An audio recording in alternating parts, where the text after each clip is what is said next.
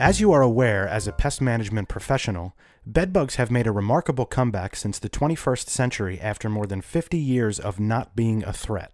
The purpose of this series of videos is to provide you with an excellent knowledge overview of this pest and its control. You will also be able to use portions of the video as resources for your clients and/or facility managers in rental units, university residences, and other sites where bedbugs may become established. Bedbug infestations occur worldwide, and the association of bedbugs and people dates back to the beginning of recorded history. They were a common pest in England from the 17th century until the late 1940s, and they had also become a common problem in North America by the mid-1800s, largely through immigration and international trade. As central heating became common in buildings by the early 1900s, bedbug infestations became more common, and an estimated one-third of dwellings in major cities in Europe had become infested. Most common areas where there was a high turnover of people, such as overcrowded neighborhoods, hotels, restaurants, furniture shops, and laundries, were prime for infestation and helped fuel the major influx of bedbugs throughout communities during that time.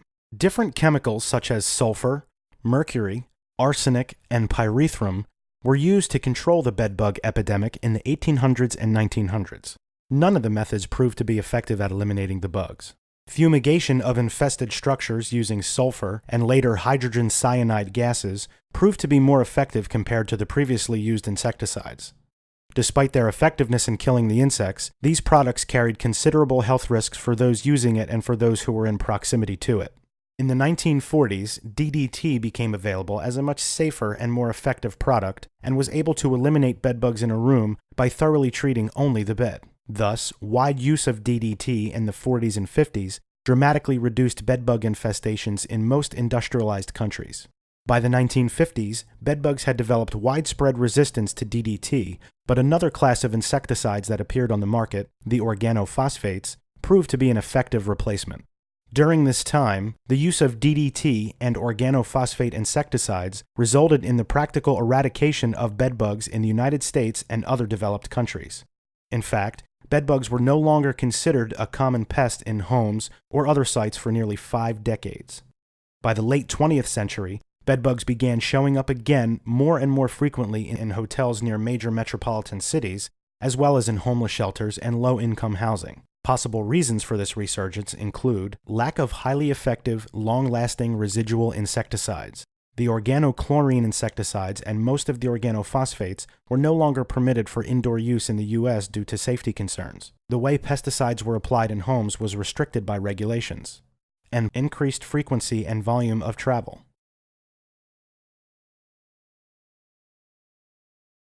Bedbugs belong to the family Simicidae, which includes 92 described species. 2 species, the common bedbug and the tropical bedbug, use humans as their primary host. The common bedbug, Cimex lectularius, has been found in all 50 states of the United States, while the tropical bedbug, Cimex hemipterus, has only been found in the states of Florida and Hawaii. Bedbugs are flattened, wingless insects that cannot fly or jump and feed only on blood. They are straw-colored at the youngest stage, reddish-brown at the adult stage, and their bodies are covered with short golden hairs. Before feeding, the adults are about the size of an apple seed and are very flat, while the juvenile stages can be as small as a pinhead. After feeding, they become swollen and change to dark red in color and have been described as animated blood drops. Their eggs, which are commonly found in clusters, are white and shaped like a grain of rice and are about half the size of a pinhead. Newly hatched bedbugs are nearly colorless but otherwise resemble the adults. The insect can breed all year round when a host is present and typically have 3 to 6 generations per year in the northeastern United States. The average lifespan of the bedbug can range from a few months to a little over a year during this time.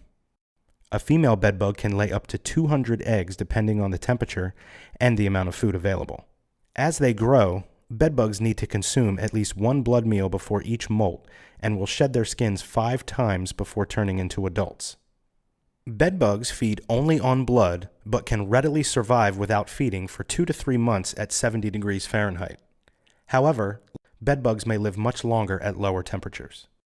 Bedbugs excrete liquid fecal materials soon after feeding, which range from white to yellow, reddish-brown, or dark brown to black in color. These spots are telltale signs of bedbug infestations.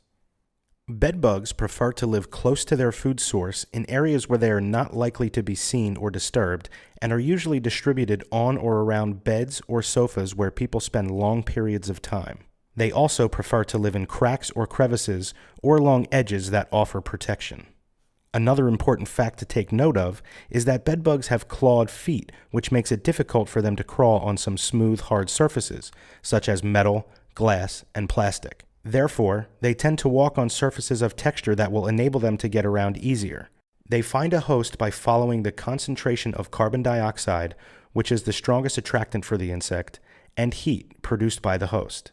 Bedbugs are not known to transmit any diseases between humans or other animals, but their bites can cause a wide range of symptoms. Reactions may include itchiness, welts, rashes, and in some cases, bullous pustules. Severe reactions may cause pain, dizziness, and sweating. Scratching the bite sites may also cause secondary infections, and in many cases, even the idea of being bitten can cause people mental anguish. It is also not uncommon for people to experience difficulty sleeping, suffering from stress or anxiety or social isolation.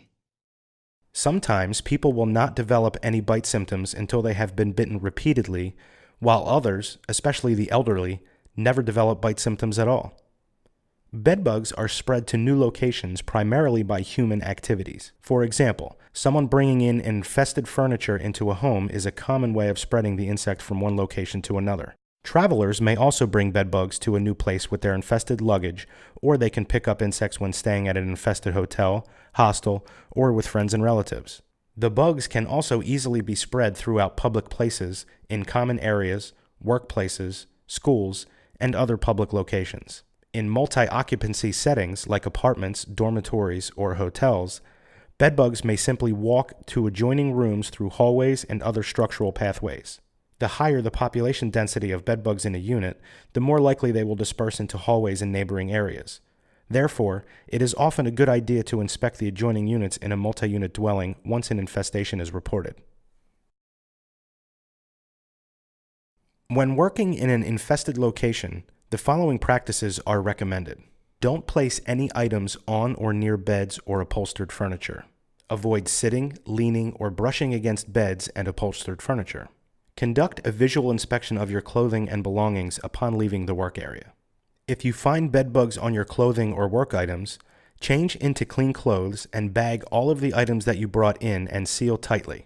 Bagged clothing can be laundered in hot water or placed in a dryer on a hot cycle for at least 20 minutes. Shoes, or other small items that can't be laundered, may be placed in a household freezer for a minimum of 4 days, or they can be put into a portable heat chamber for several hours following the manufacturer recommendations.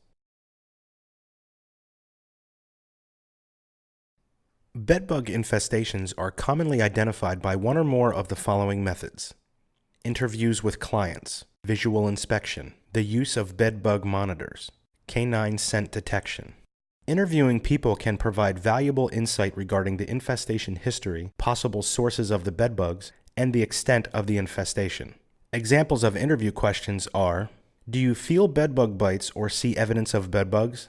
When did you first notice bedbugs? Where do you sleep or sit most of the time in a day? Did you visit places with known bedbug infestations recently?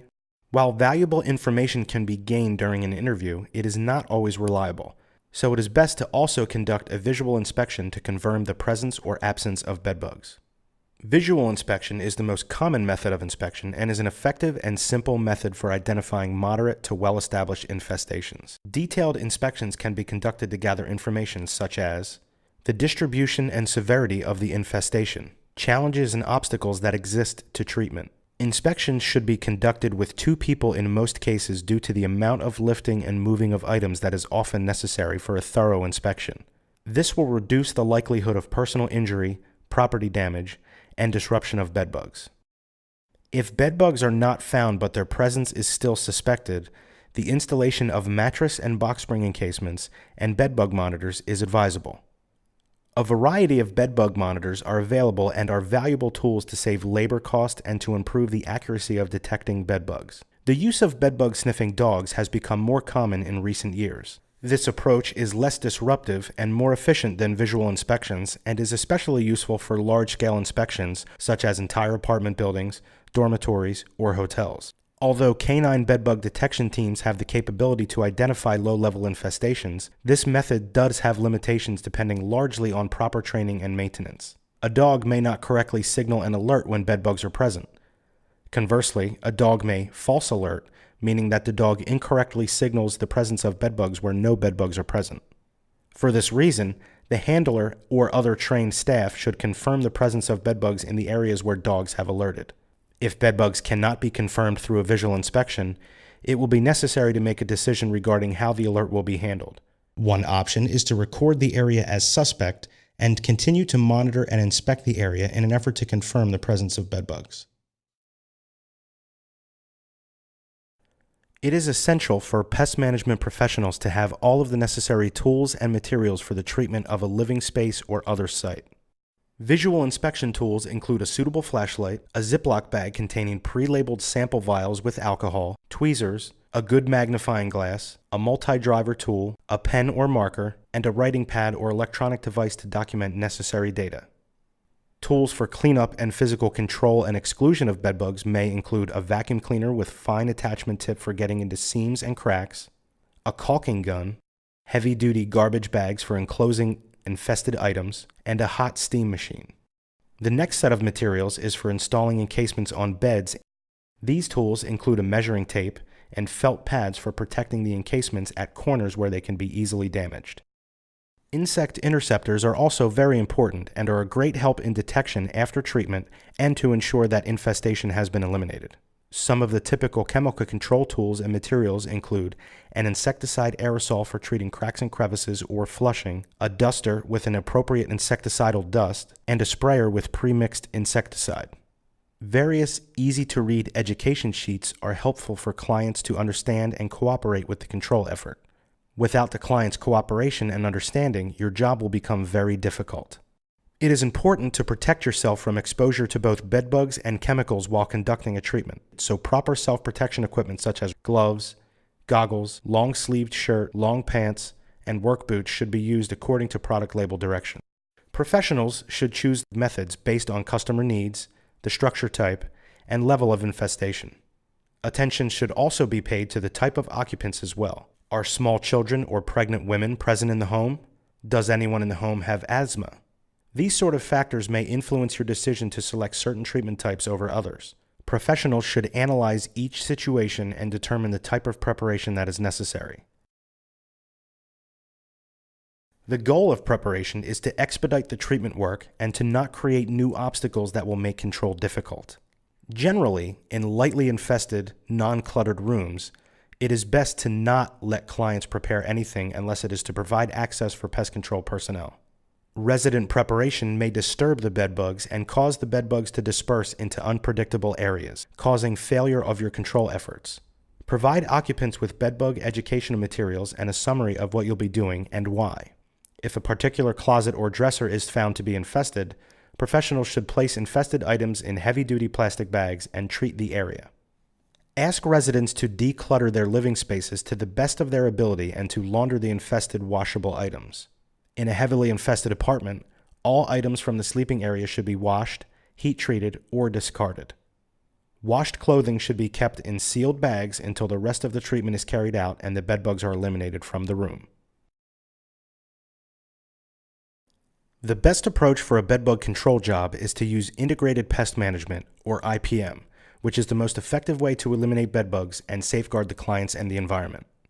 IPM is a sustainable approach to managing pests by combining biological, physical, and chemical tools in a way that minimizes economic, health, and environmental risks. Steps of a bedbug IPM program. Inspect to determine the bedbug species and infestation levels and conditions of the environment. Communicate with residents and clients about bedbugs and discuss the treatment plan. Implement treatment protocols. Inspect neighboring units in multi-unit dwelling. These include apartments upstairs and downstairs. Follow up with inspection and/or intervention every 2 to 3 weeks until eradication is achieved. Upon entering the home, place all equipment in an area that is not suspected to have bedbugs, such as out in the middle of the floor. The steamer should be plugged in at the onset so it has time to come up to temperature and pressure for use during the service. Start in the area that is suspected to be most infested. In this home, it is the bedroom. Start at the bed by inspecting the pillows. Check all seams and edges for evidence of bedbugs. If any bugs are encountered, they can be removed and any eggs can be steamed with the steamer if the fabric will allow exposure to heat. Bag any pillows that do not have pillowcases to allow for them to be treated by the tenant. Any pillows that have pillowcases, the outside of the encasement should be inspected along seams and edges for the presence of bedbugs. Any bugs can be removed with a vacuum. The pillowcases should be removed and placed in the center of the bed so that they can be bagged with the rest of the bedding. Pillows should be set aside. Next, inspect the bedding. Start with the sheets and comforter by inspecting any seams and edges where bugs may be hiding. Remove any bugs using the vacuum and begin to fold all of the bedding into the center of the bed so it can be bagged upon completion of the inspection. Next, move on to the bed cover and repeat the inspection process used for the comforter and sheets. Once all items are in the center of the bed, bag all bedding and set the bag aside until the end of the service. Inspect the entire 360-degree circumference of the top seams and edges of the mattress for any evidence of bedbugs or their eggs. If a sample needs to be retained for identification, place it in alcohol for proper identification once you return to the office. Continue by removing any bugs with a vacuum. Also, be sure to keep the tip of the vacuum at a 45-degree angle to be sure you are removing the bugs and not pushing them along the surface of the mattress. Remove the mattress from the bed with the assistance of another person if it is too heavy to lift with one person to avoid injury. Place the already inspected portion of the mattress against the wall. Inspect the remaining ribbing and seams of the mattress with the same protocol when the mattress was lying on the bed. Pay attention to any tags or labels as these are common areas that bugs may hide. You may also need to measure the length, width, and height of the mattress to be assured that you use the proper sized encasement. The same measurement techniques can be used for the box spring. Next, encase the mattress using the proper encasement. Be sure to completely close the encasement to be assured bugs cannot escape once closed. Inspect the bed skirt, if present, along the seams and edges and remove any bed bugs that are encountered. The bed skirt should be folded and placed in the bag of bedding from earlier that will be laundered by the tenant. Inspect the top seams of the box spring for any evidence of bed bugs. If bugs are found, use the removal protocol that was used for the top seams of the mattress.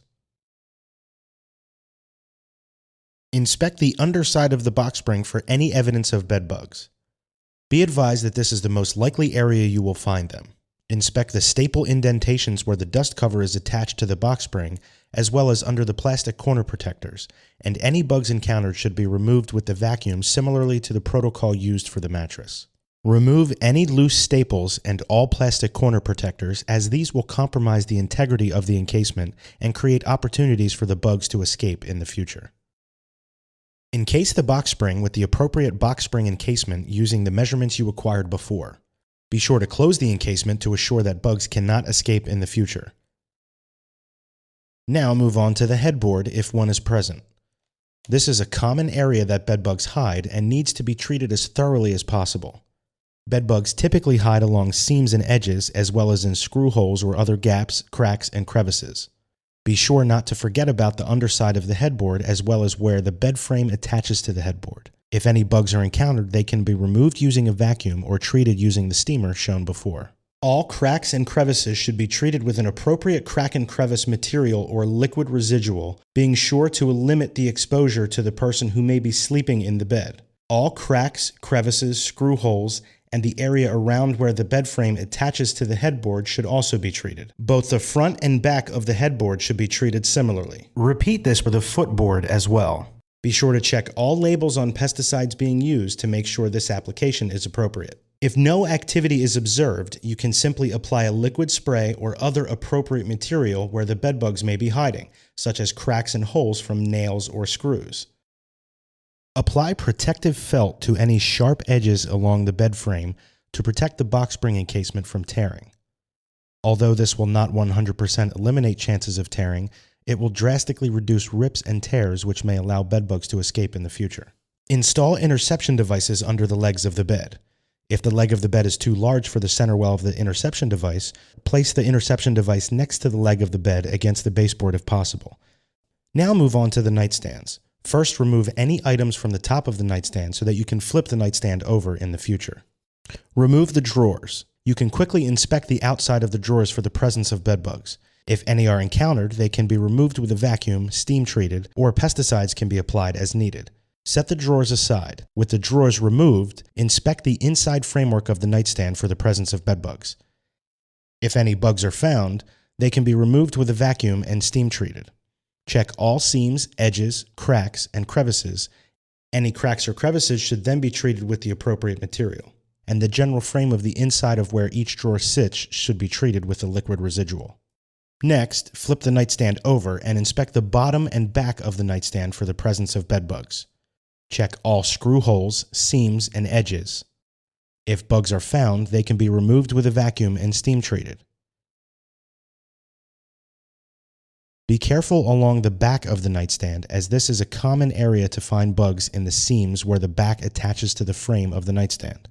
Steam is probably the most appropriate treatment tool to address bugs in this area. Next, all cracks, crevices, and seams should be treated with the appropriate crack and crevice material, and liquid residual should be applied around the perimeter of the back of the nightstand and the bottom of the nightstand. Turn the nightstand back onto its feet and replace the drawers and items that were on top of the nightstand. Next, inspect the ottoman if one is present, paying attention to any seams or edges in the upholstery. This ottoman has buttons in the upholstery that are prime spots for bugs to hide. Any pockets in the upholstery should also be inspected, and any evidence found should be steam treated as needed. Turn the ottoman over and inspect the bottom in the same fashion that you inspected the top. Remove any bugs encountered using a vacuum and steam treat as needed. Apply a liquid residual to the underside of the ottoman and use a crack and crevice material if needed in any cracks and crevices. If any upholstered furniture is present in the bedroom, inspect all seams and edges for the presence of bedbugs. Handle the pillows on the upholstered furniture with the same protocol that you used for the pillows found on the bed. Inspect all seams and edges along the front, sides, and back of the chair.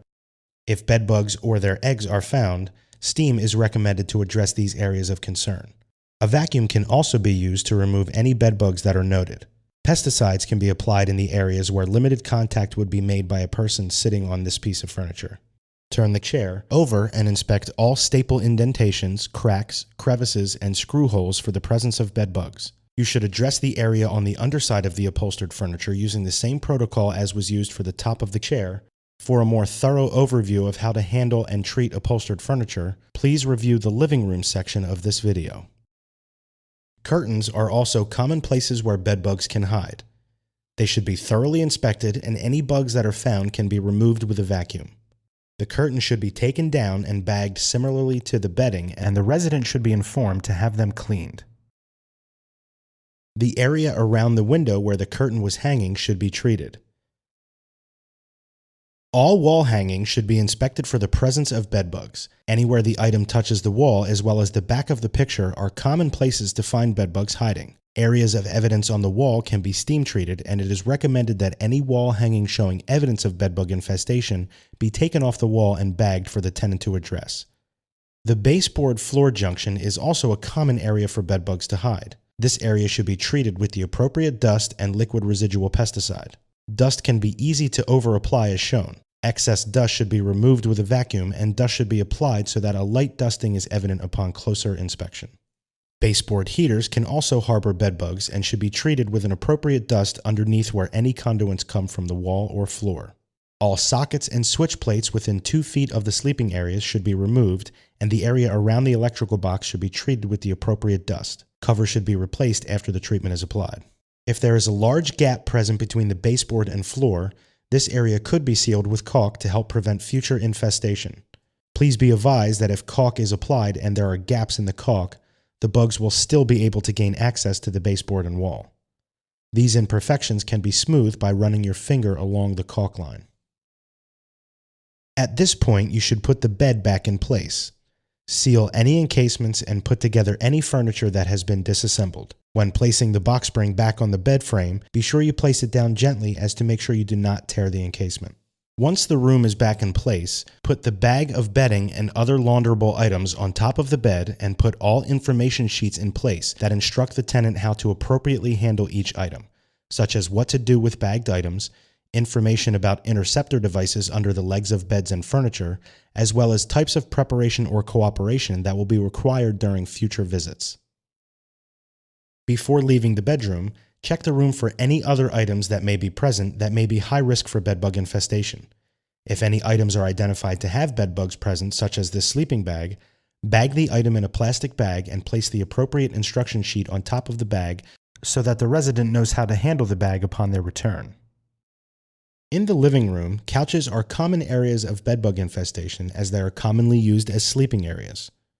First, start by inspecting all pillows and cushions for the presence of bedbugs.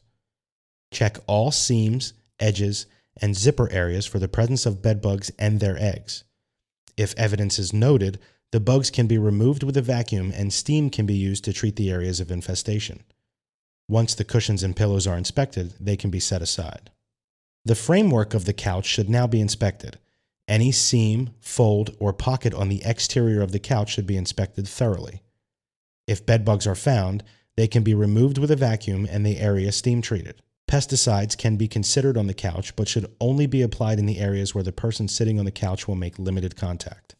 The couch should now be turned over so it can be inspected.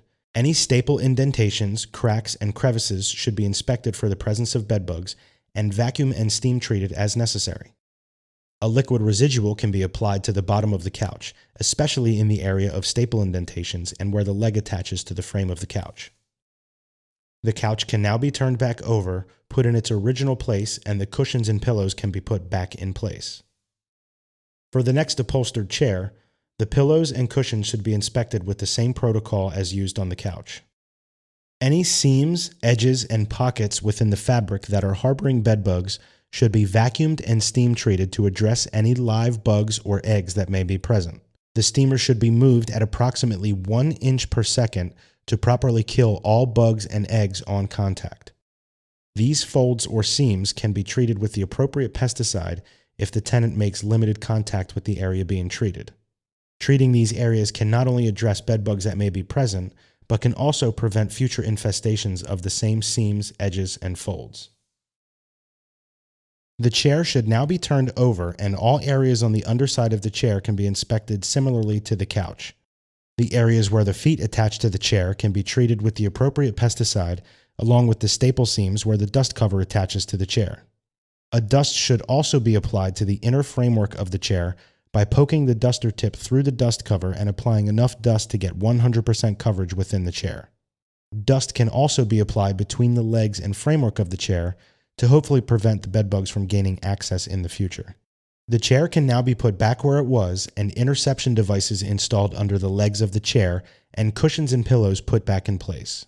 Any other furniture in the area of the living room should be inspected for the presence of bedbugs. In this instance, a dining room table is next to the chair we just treated. Each chair attached to the table should be inspected for the presence of bedbugs. All seams, edges, and screw holes should be inspected and treated appropriately if bedbugs are found. The underside of the table should also be inspected similarly to how the chairs were inspected. Closets should also be inspected in the living room. Both the outside and inside of the closet should be treated with the appropriate pesticides as bedbugs are commonly found inside of them. All cracks and crevices, baseboards, and any other area where the bedbugs may hide should be treated. If items were in the closet upon entry, they should be inspected and any items identified to be infested with bedbugs should be bagged and the tenant should be instructed how to address those items properly.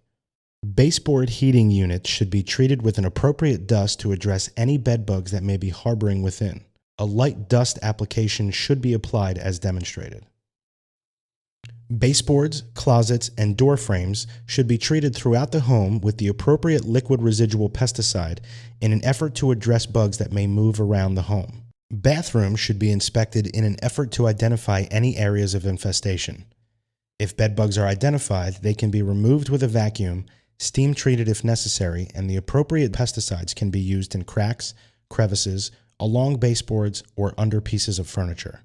As the baseboards are being treated, evidence of bedbugs should be watched for in an effort to identify any odd areas of infestation that may exist. Lastly, all equipment should be collected and the appropriate paperwork should be completed for the service. All appropriate information sheets to instruct the resident what to do upon their return should be in place. All pesticide applications should be properly documented, as well as any obstacles that were encountered during treatment and any future tasks the tenant or management will need to carry out for future treatments. Once the initial treatment has been completed, follow-up visits should be scheduled every 2 weeks until the infestation has been eliminated.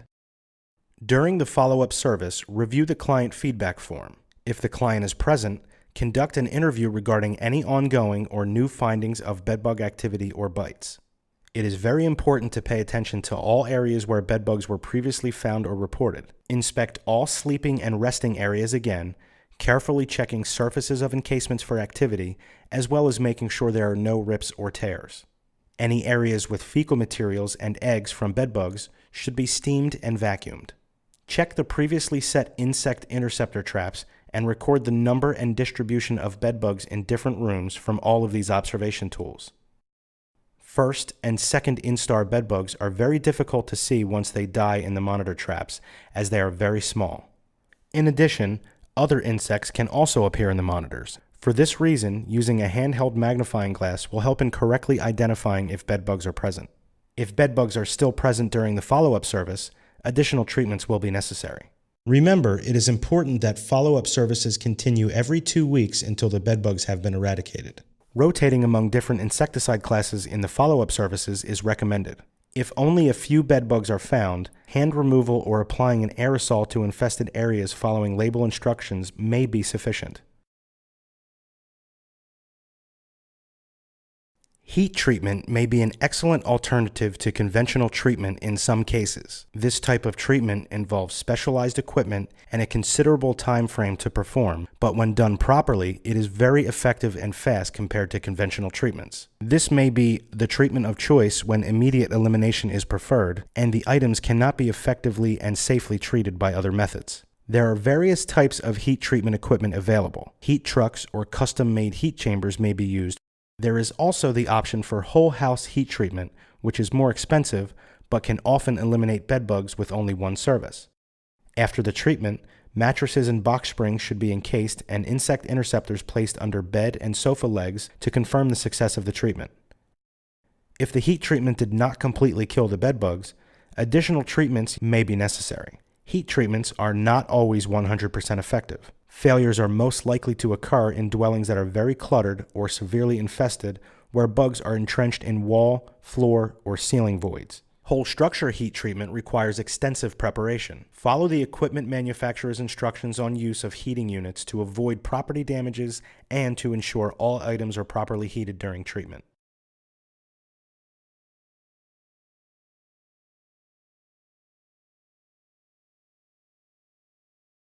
This shows a heavily infested one-bedroom apartment that is occupied by a senior citizen. His apartment was reasonably clean, with little furniture, and he spent most of the daytime in his wheelchair. Hundreds of bedbugs were found on the bed. The extent of black stains on the box spring indicates the level of infestation was high. The resident did not complain about the bedbugs, and as a result, the apartment remained untreated for several months. Insect interceptors were placed under the bed legs and along walls in every room to monitor the bedbug numbers and distribution. This diagram shows the distribution of the monitors. Bedbugs were found in every one of the monitors after 15 days. The largest number of bedbugs was found in the monitor in the hallway across from the bathroom. Large numbers of bedbugs also were found in the entry door area. This case demonstrates that bedbug activity in an apartment is not limited just to the sleeping or resting areas. This apartment required multiple treatments in all rooms to eliminate the problem. This is a one-bedroom apartment in a high-rise apartment building occupied by a disabled man with limited financial resources who spends most of his time in a wheelchair during the day. Piles of clothing were on the floor of the bedroom. We observed several thousand bedbugs in the resident's bed and sofa, behind baseboards, on the wheelchair, as well as the toilet in the bathroom. University researchers treated his apartment with hot steam, as well as spraying the hospital bed and baseboards. They inspected the unit on a bi-weekly basis for 10 weeks, and the unit was retreated using hot steam and insecticide application as before. The number of bedbugs observed during this inspection by week 10 was a total of 6. This apartment represented one of the most challenging environments where resident cooperation is minimal and treatment options are limited due to the clutter and the hospital bed. This is a one-bedroom apartment in the same building as the previous case. The bed did not have frames, piles of dirty clothing were on the floor, and at least several thousand bedbugs were present. University researchers installed encasements and bedbug interceptors, treated the entire unit with steam, and dusted with diatomaceous earth. All the clothing was put into plastic bags, and steam treatment of the bed was repeated again after 2 weeks to kill bedbugs resting on the mattress covers. The resident did not wash his clothing. The mattress encasement became very dirty and had numerous bedbug fecal materials. The encasement was replaced at week 10, and the apartment became bedbug-free at week 22 based on results from visual inspection and inspection of the insect interceptors. This case demonstrates that many visits may be needed to eliminate an infestation if the client is not cooperative. In multifamily apartment buildings, bedbugs can easily spread from one apartment to another through common walls, ceilings, via social activities, or through inappropriate pest control measures. It is very important to implement a building-wide management program in order to effectively eliminate bedbugs. Building-wide efforts start with education of the entire apartment community, including the management, staff, and residents. Community meetings and fact sheets are effective ways to raise awareness about bedbugs and provide fact-based information. During an early-stage infestation, only a few apartments in a building may be infested. Under these situations, the adjoining units in all directions of each infested unit should be inspected. Follow-up inspections of adjoining units should continue on a bi-weekly to monthly basis until the infestation in the primary unit is eliminated. When greater than 10% of the units in a building become infested, it is best to conduct a building-wide survey of all units at least once per year using a combination of interview, visual inspection, and monitors. Every infested unit that is identified needs to be treated, monitored on a bi-weekly schedule, and retreated as necessary at each visit until elimination is confirmed. When designing the treatments, discuss with the building managers the most cost-effective treatment strategies with the goal of eliminating all bedbug infestations in a building within a short period of time. Preventing the introduction of bedbugs into the facility is the key to long-term success. First, identify the insect and determine the infestation level using a combination of interview, visual inspection, and placing of bedbug monitors. Educate the clients on bedbug biology, prevention, and simple control methods, such as frequent laundering and getting rid of clutter. Encourage them to report infestations immediately when noticed. Use heat, vacuum, and mattress encasements to kill or remove most of the bedbugs. Apply appropriate insecticides to provide residual protection. Monitor the infestations and surrounding units every 2 weeks until no bedbugs are found for at least 6 weeks. Conduct building-wide monitoring in multi-dwelling buildings every 6 to 12 months if greater than 10% of the units in the building are infested. Remember that IPM is a team effort, and the success of bedbug eradication will depend on the cooperation among pest management professionals, building staff, and occupants.